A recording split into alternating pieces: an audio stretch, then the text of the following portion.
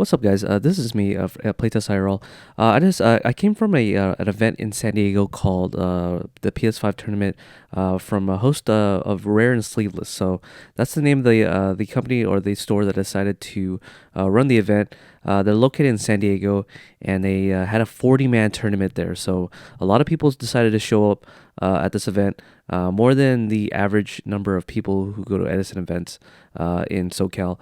But yeah, we have a 48-man tournament, and so I'm gonna go through all the deck lists that was able to top 8 this particular event. So let's go through it real quick, and then we're gonna go into each of the card choices that they decided to make. So in 8th place, we have a very prominent player that always plays Lightsworns in every single event in SoCal.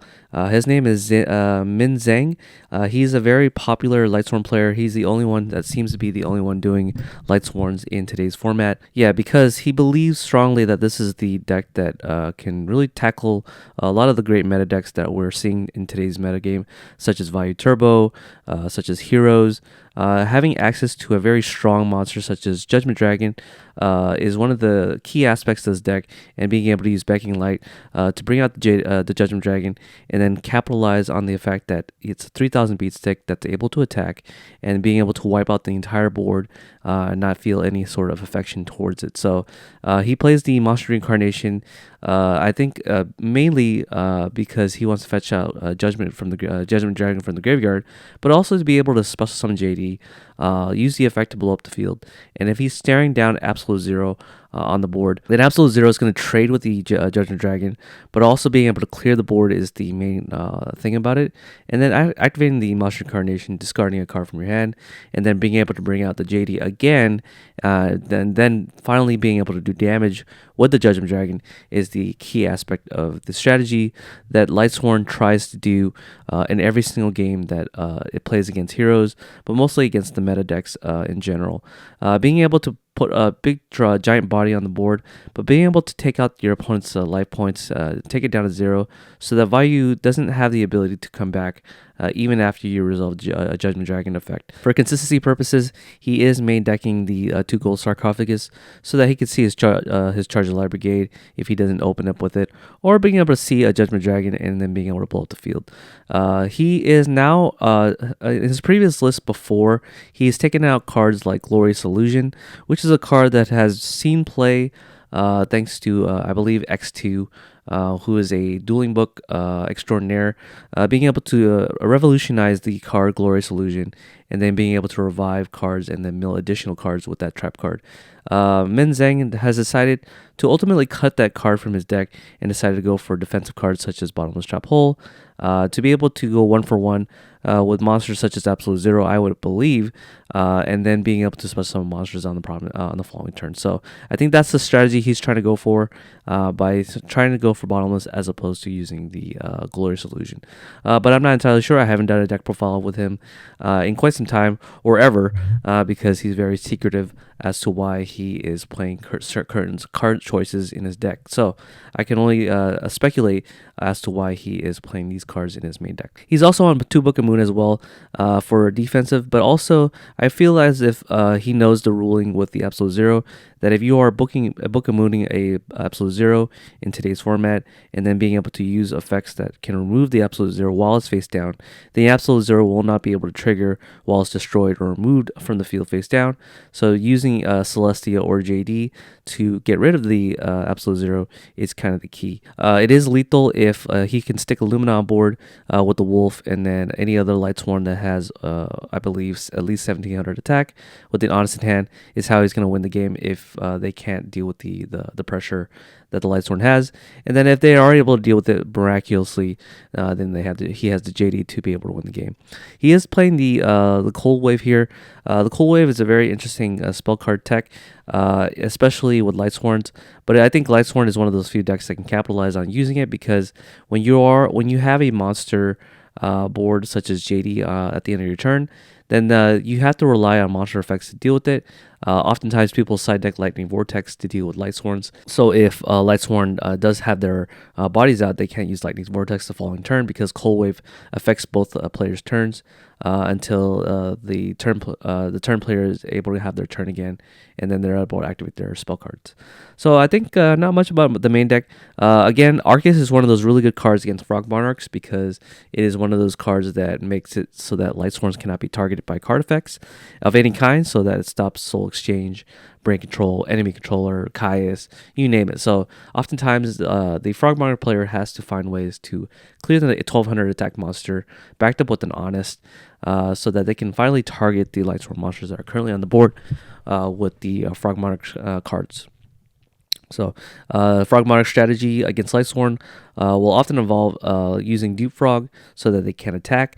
But then Lightsworn has very easy ways to deal with Dupe Frog Lock because of the main deck Celestia, as well as the Plague Spreader Zombie to go into Brian X, Dragon of the Ice Barrier to deal with the Dupe Frog Lock. So, he's also in the one hamster, so it's kind of like Hamster Sworn, but he only is on one hamster. He wants to have that really good turn one set where he's able to have that block the first attack and then go into Raikou so that he can target back rows and then do the normal Lightsworn game plan that he knows and loves, and he's able to do very well with it for a lot of PS5 tournaments in SoCal. So congratulations on getting top 8, Minzeng. He was actually able to get 3rd place after Swiss, so which is a very common spot that he often lands on. So he's unable to win another PS5 tournament with Lightsworns, but he has won one in the past.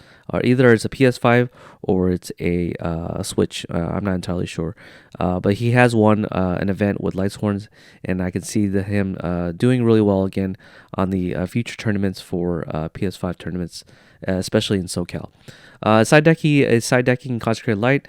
I guess he does have a hard matchup against Blackwings, so he is playing the Consecrated Lights to be able to stop the Blackwings from harassing his board.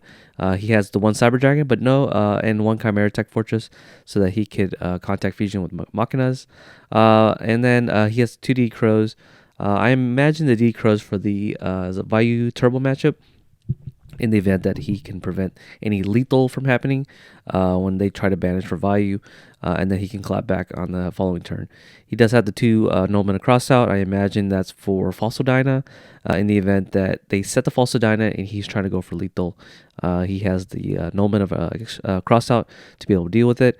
Also against Quick Draw as well, being able to deal with the Raikous as well. But I don't imagine that he wants to side this against Quick Draw, because if he banishes a Raikou, for example, then he loses all of his Raikou. I'm not entirely sure the game plan for that, so I'm not sure if he sides it for the Quick Draw matchup, but mainly for like Snow Maneaters, I imagine, and cards like Falsodyna are cards that I would imagine he uses Noblemen of crossed out for. 1-for-1 is a very interesting one. I think he sizes prominently so that he can see his Consecrated Light, so I think that's why he sides it, so that he has a more for sure game plan on seeing the Consecrated Light. He also has a 1 Smashing Ground so that he can deal with Absolute Zero without committing any monsters to the board, or Falsodyna or Vanity's Fiend, anything that stops him from special summoning. But I imagine he has the Honest and the Raikou to deal with any sort of problematic Floodgate monster that gets in the way of his strategy. He's on Change Disappearance, so this is a really interesting card to side against Frogs, because if you are able to resolve this on several different cards on the Frog matchup, then you're able to see the hand and be able to know what your opponent has. So it's almost like a Dust Shoot for Frogs in some ways. He doesn't actually main deck Dust Shoot or side it, so this would be his version of Dust Shoot against the Frog matchup, being able to see their hand and see what they're planning for the next few turns going forward. And then he also has the 2 Pulling the Rug here. Pulling the Rug is a very interesting card as well, because It is one of those cards that hits a lot of different decks, and so being able to hit a Caius, for example, hitting Divas, hitting Debris Dragons, and then we have the 2 Decree here, like every Lightsworn deck in the past millennia. I want to say the past decade and a half. We are definitely seeing Lightsworns take advantage of the Decree, being able to lock out the trap card. I really like Decrees as well. If your monster is theoretically the best monsters in the game, then you should be only stopped by trap cards like such as Oppression, and so having trap cards and trap stun especially to stop the Royal Oppression is probably kind of the key aspect of beating the Value Turbo matchup, where they side deck trap cards to stop the Lightsworns from milling, like Light Imprisoning Mirror, for example, or stopping their special summoning with the Royal Oppression. So that's the side deck. Again, I don't know why he side decks every card. I can only speculate as to why he sides it, and it seems to be the course of action that he has decided to rest on. His extra decks, the only thing that he decided to change from his previous list is that he took out, I believe he took out an Urbellum that he normally plays. The Urbellum is the level 7 Synchro that makes it so that if they have 4 or more cards in their hand, they have to place one of them on top, putting them in some sort of like a Yada loop. But he decided to cut that card and decided to play the Tempest Magician, being able to Synchro with the Plague Spreader Zombie with his Lila, for example, allows him so that he can burn for lethal. So Tempest Magician, if you guys don't know, comes in with 1 spell counter, and then for every spell counter that it removes, then it inflicts 500 damage. So the way you remove a spell counter or adds more spell counter is by discarding cards from your hand, any number of it from your hand, and this allows you to add more spell counter and then go for lethal boards where you're able to attack directly with the Tempest Magician. Along with JD, I imagine, and then with JD and Tempest Magician, that's what 5,200 damage. The remaining 2,800 damage would have to be in the form of 6 spell counters, and then being able to remove 6 spell counters, so discarding 5 cards, I imagine, to use the Tempest Magician. So very hard to pull off, but it's actually very possible in some instances. He is on the Iroquoises, so because a lot of his Lightsworns are level 4, any Plague Spreader can make the Iroquoises to pierce damage against token decks, or any decks that like to play defense very frequently. He also has the Avenging Air Knight Parshath to be able to essentially do piercing damage, but is also a light monster that he can switch monsters to defense position if it has a very weak defense, and then being able to do piercing damage. And this helps with the damage output, especially with the Honest. But enough of that. So congratulations again on Min Zeng for getting 3rd place at the PS5 tournament. I think he was able to win a Ultimate Rare first edition Ryza the Storm Monarch, which he most likely will be selling. If you guys want that card, just hit him up on Instagram. So yeah, on the next one, in 7th place we have a player by the name of Tony Nguyen, who's a resident, I believe, San Diego player as well. So Min Zeng is also a San Diego resident. Tony Nguyen is also one as well, I think. Don't quote me on that one. So he decided to play Diva Heroes, which is a fan favorite across many of the SoCal players, such as Oscar Ruano. He decided to play his version of Diva Heroes, where he incorporates the main deck Snowmander, and to be able to deal with the Hero Beat matchup. But he is also on 42 cards, which is a very high number of cards in his deck. But I think his theory behind this is so that he has less chance of opening up a Malicious in his hand, or opening up a second Malicious if he draws into it, so he can do his OTK plays. That Diva Hero is mainly known for being able to use his OTK plays with Armory Arm, Colossal Fighter, or Armory Arm Loop. Being one of them, but also being able to put a lot of different damage, but controlling the board with the Absolute Zero. So you can functionally see the Miracle Fusion as trap cards. Being able to interact on your opponent's turn by sticking an Absolute Zero on board is kind of the key aspect of this deck. He also is on 2 Prodigies because he wants to be able to have targets for his Caius, so that he doesn't have to rely on a monster to stick. He could just special summon the Prodigy and normal summon the Caius, and then being able to control the board, because Caius is one of those very good monsters that can control the board by himself. as long as you're able to find a tribute fodder for him. He's also on the Treeborn Frog, which is the standard list, being able to dump a Treeborn Frog out to the graveyard using the Feature Fusion by revealing the Absolute Zero and discarding any hero, including the Infernal Hero Prodigy, and then being able to dump the Treeborn Frog. And in any instances where he runs out of traps, then he can just at least special summon the Treeborn and then sacrifice for Kais, for example. Treeborn also allows him to have a water monster so that his Absolute Zero can get a pump to 3,000 attack, doing more damage, but also being able to climb over big monsters such as Titanial, for example, or Goyo Guardian, or even Gores in defense position.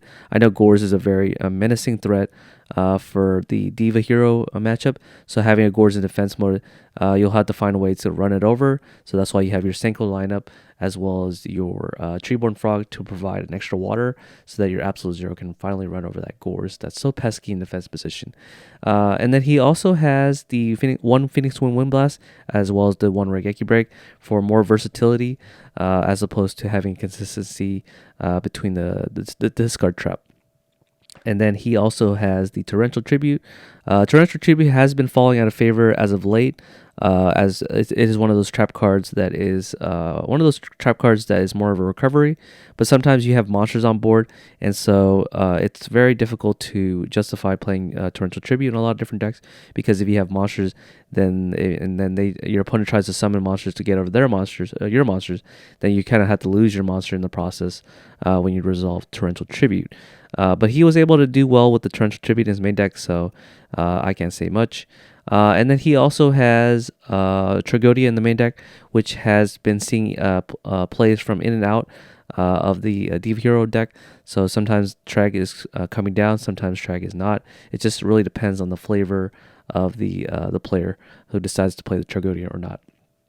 And then he has Spirit Reaper. I believe Spirit Reaper is a very staple side deck, staple main deck now for Diva Heroes, as it is one of those decks that requires a lot of times to set up so that you can finally do a lot of big damages. And then he also has the Return from a Different Dimension, which is a trap card that comes in and out of Diva Heroes. But I think that now the consensus is pretty solved now, that people now are deciding to play Return from a Different Dimension in their Diva Hero decks so that they can capitalize on the Plague being banished as well as the Malicious. It's basically a one-card synchro card so that you're able to do damage, but also make a Stardust in certain boards.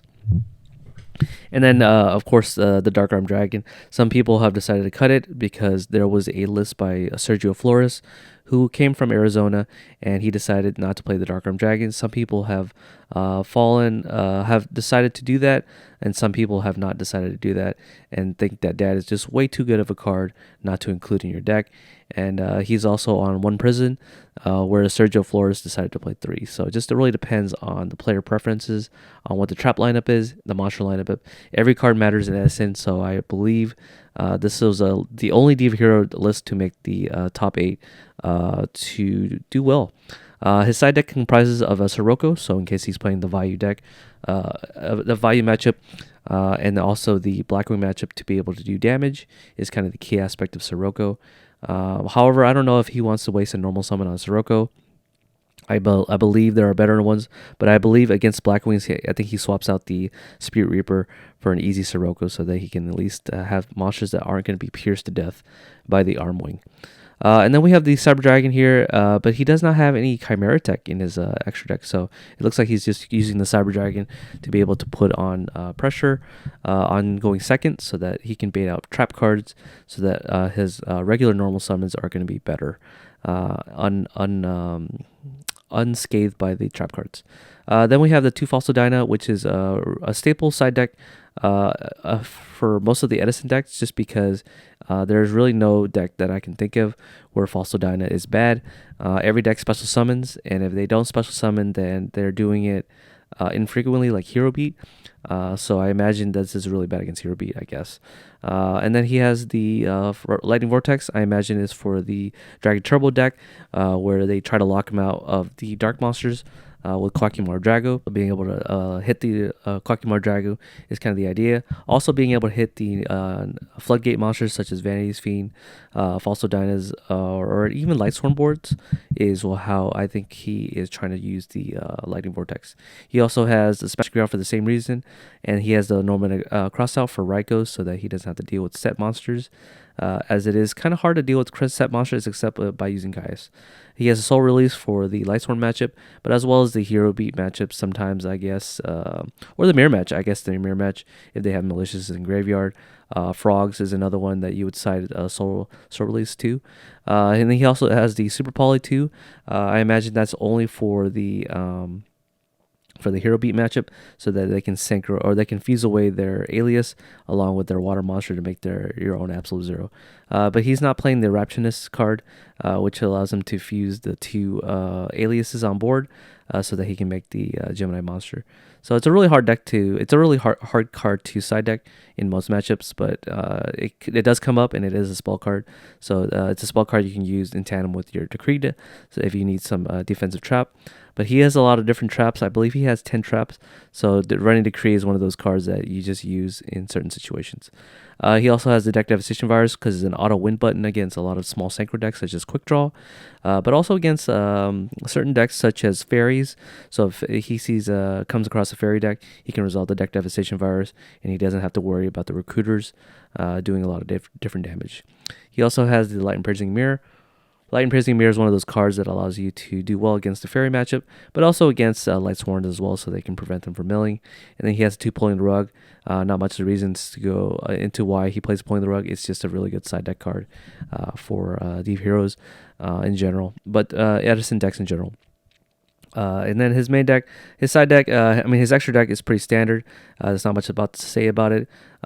Some hero decks have decided to cut the Gaia, but he decides to main deck it, and he also main decks the Mistworm.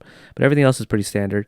Not much else reasons to go into the extra deck. But again, congratulations on the top 8 to Tony Nguyen, who's probably a resident of San Diego. In 6th place, we have a Dragon Turbo deck, which is the only Dragon Turbo deck to have made it.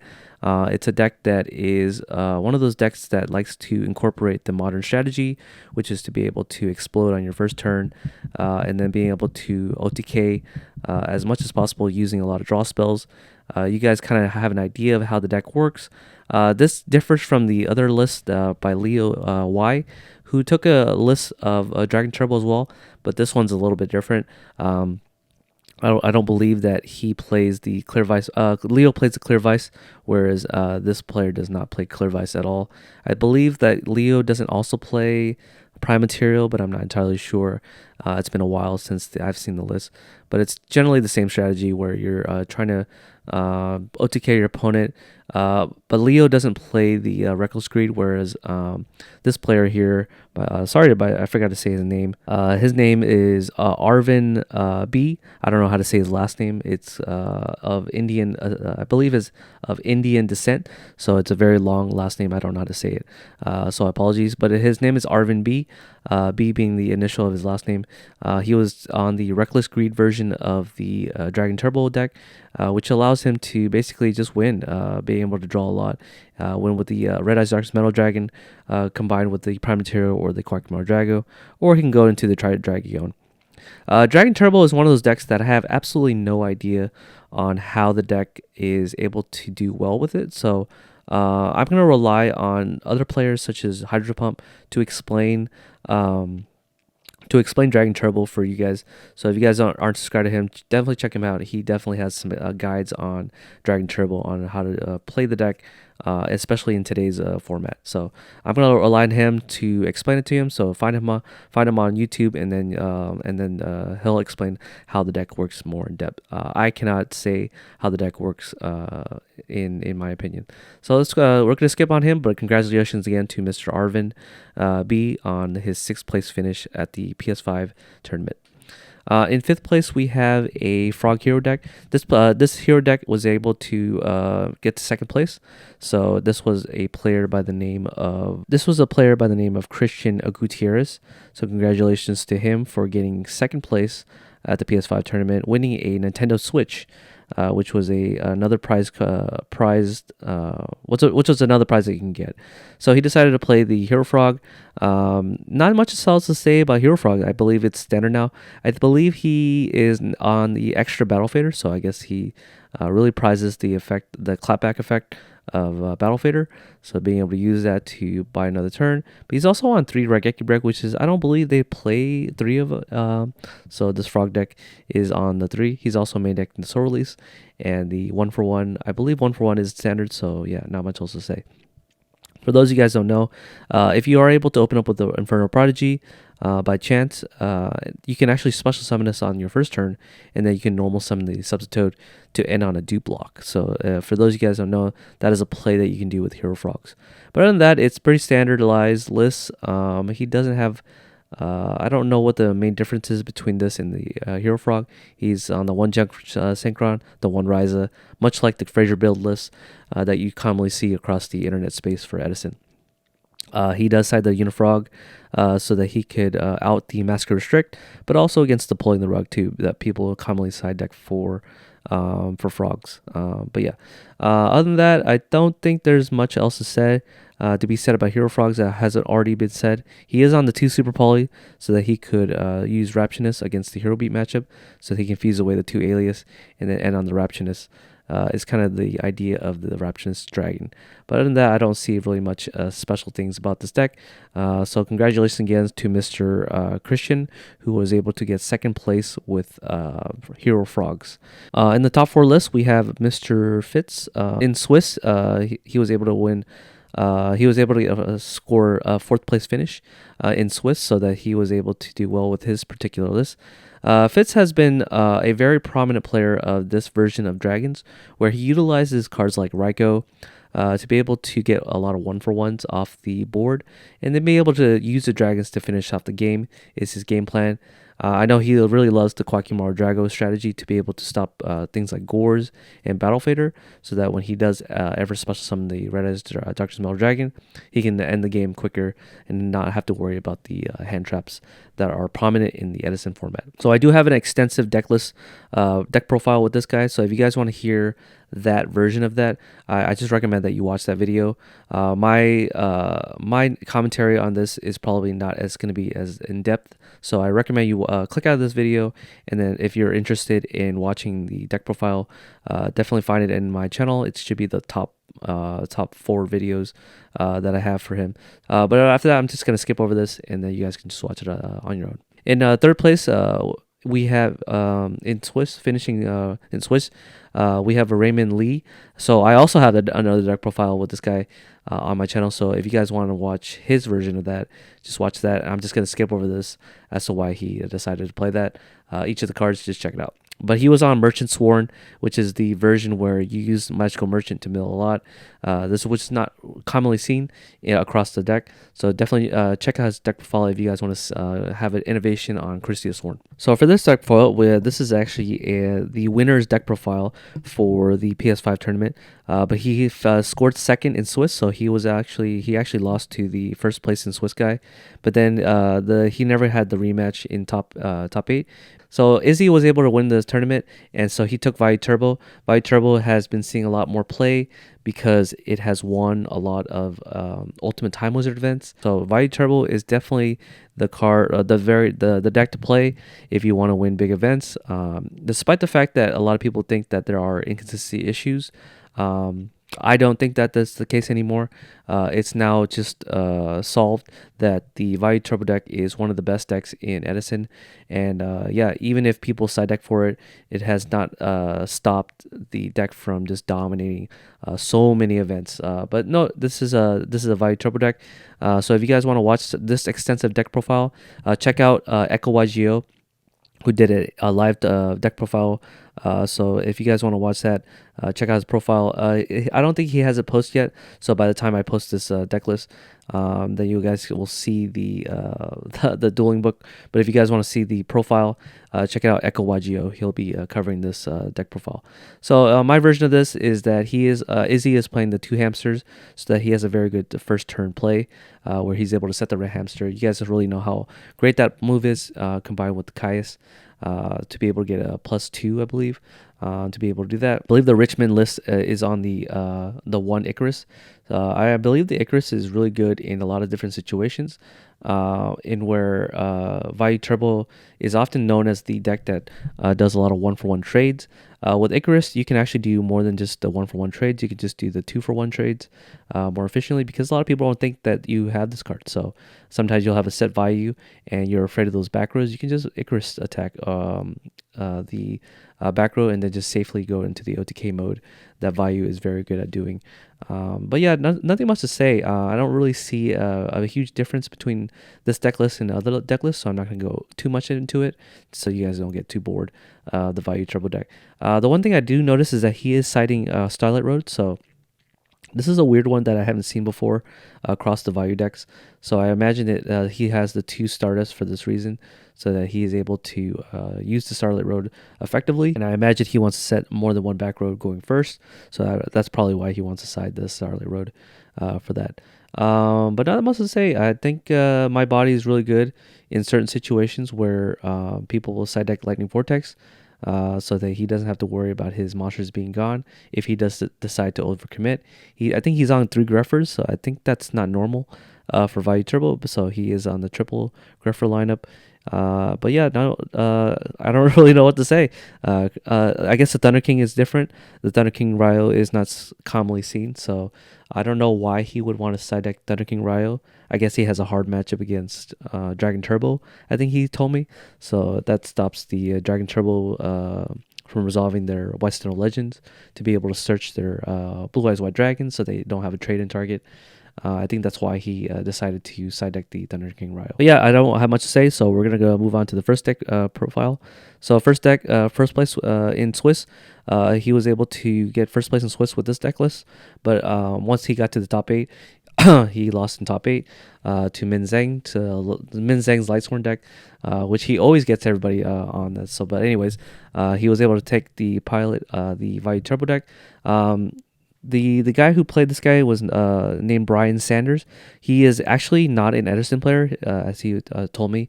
He's actually a modern player, and he decided to dip his toes using a borrowed deck. So this deck is not even his. He borrowed the loaner deck that the shop offers, so he was able to take the loaner deck and actually get to first place in Swiss. And so congrats to him for being able to do that feat that very few players can do. Being able to convert from modern to Edison, and then also being able to take a loaner deck and then getting to first place in Swiss. It's a feat in of itself, so congratulations to him. He might be a very talented player that's upcoming in Edison, so I expect great things from Brian Sanders going forward for his Edison career if he decides to take Edison more seriously. Then I definitely imagine that he's going to do very well in Edison, as he was able to convert his skills in Modern to Edison very fast and being able to do really well in a 40-man tournament in SoCal against one of the best players, I would say, in all of SoCal, showing up to the event. So I'm going to end the video here. I don't really have much to say about Vayu. I think Vayu has already seen a lot of improvements and is already coming to the very final close for perfection. Very standard deck list. So if you guys want to see this, there's really no deck profile of this, but here's the deck list for you guys. And I hope you guys enjoyed this video, as I will sign off on this last one. So I'll see you guys in the next one, and for the next events that are coming up. I believe the next events that are coming up will be for Wildcard Cyclone, coming up for the 16th for Edison. But there's also another one for Card Addiction as well. Follow SoCal Retro Yug on Instagram if you guys want to see more events from that particular event. But anyways, I'll sign off now. I hope you guys enjoyed the deck list video, and I'll see you guys in the next one. Peace.